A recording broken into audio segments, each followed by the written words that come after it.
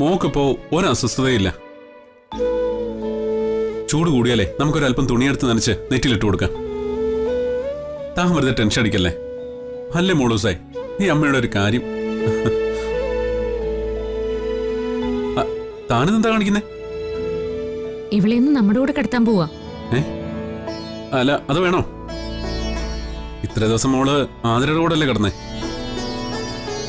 ഇപ്പൊ ഞാനിങ്ങ് വന്നില്ലേ, ഇനി ഇവളെ എന്റെ കൂടെ കിടന്നോട്ടെ. ബാ ബാ ബാ ബാ ബാ. എടോ, ഒരു കുഞ്ഞിന്റെ കാര്യം നോക്കാൻ തന്നെ തനിക്ക് പ്രയാസം. തന്റെ ഹെൽത്ത് ശരിക്കും ഓക്കെ ആയിട്ടില്ല. അതുകൊണ്ട് മോള് ആതിരയുടെ കൂടെ തന്നെ കിടന്നോട്ടെ.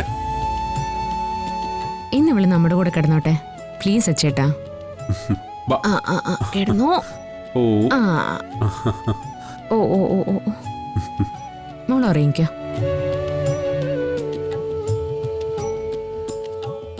സച്ചിൻ ഇവള് മുഖത്തൊന്ന് നോക്കിയേ. എന്താ? ഇവളെ പ്രസവിച്ചത് ഞാനല്ലെന്ന് ആരെങ്കിലും പറയോ? ഒരിക്കലും പറയില്ല. പിന്നെ അതിനൊരു കാരണമുണ്ട്. എന്ത് കാരണം? താനും ആതിരയും ഒരമ്മയുടെ മക്കളാ.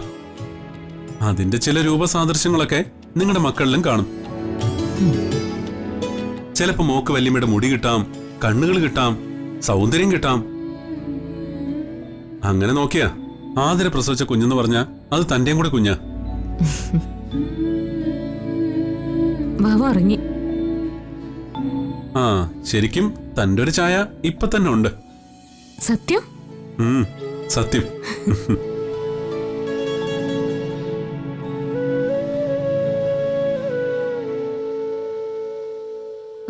മോൾ ഇറങ്ങിയോ ചേച്ചി?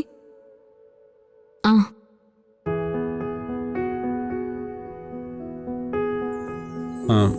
മോള് ഉറങ്ങിയല്ലോ ആതിരെ. ഒരു കാര്യം ചെയ്യാം, ഇന്ന് അവളിവിടെ കിടന്നോട്ടെ. നീ വിഷമിക്കണ്ട, ഞാൻ നോക്കിക്കോളാം. അവക്ക് ചെറിയൊരു ചൂടുണ്ട്, ചിലപ്പോ രാത്രി മരുന്ന് കൊടുക്കേണ്ടി വന്നാലോ? അതിനുള്ള സിറപ്പൊക്കെ ഇവിടെ ഇരിപ്പുണ്ട്. പനി ഉണ്ടെങ്കിൽ ഞാൻ കൊടുത്തോളാം. ഇനിയിപ്പോ ഉണർത്തിയാ ചിലപ്പോ അവള് കരഞ്ഞാലോ, അതുകൊണ്ട് രാവിലെ കൊണ്ടുപോവാം.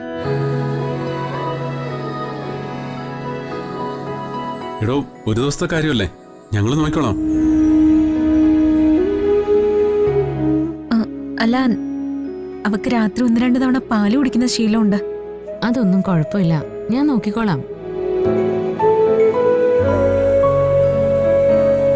കുറച്ചു ദിവസമായില്ലേ ഇവള് എന്റെ കൂടെ കിടന്നിട്ട്?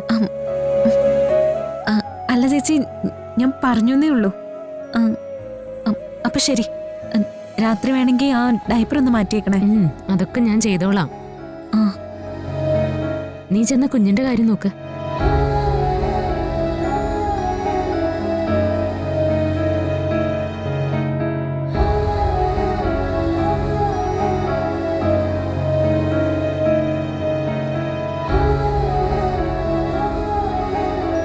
ആതിരയ്ക്ക് വിഷമമായോ? അവളുടെ വിഷമമൊക്കെ ഞാൻ പരിഹരിച്ചോളാം, സച്ചിട്ട് പേടിക്കണ്ട.